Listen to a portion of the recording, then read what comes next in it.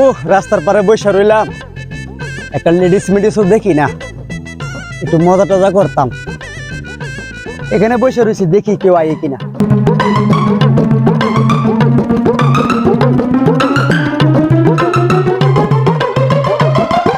মামা আমাদের ভাড়া।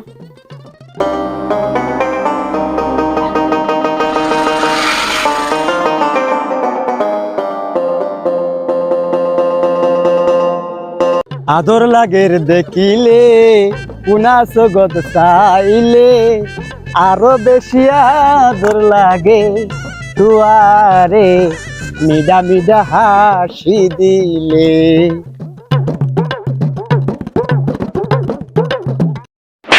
তুমি কি আমাকে কেন চর মেরেছো?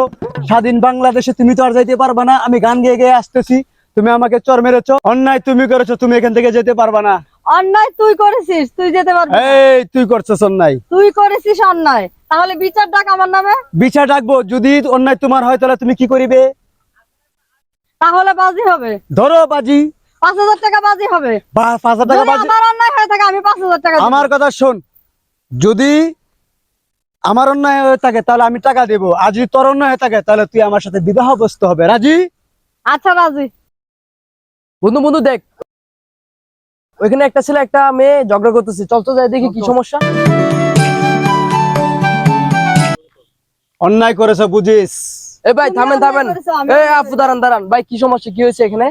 আচ্ছা, এখানে সমস্যাটা হচ্ছে আমি সরকারি রাস্তা দিয়ে আমার স্বাধীন মতো আমি গান গেয়ে গেয়ে যাচ্ছি, তো সে ঘুরে আমাকে একটা থাপড়া মেরেছে।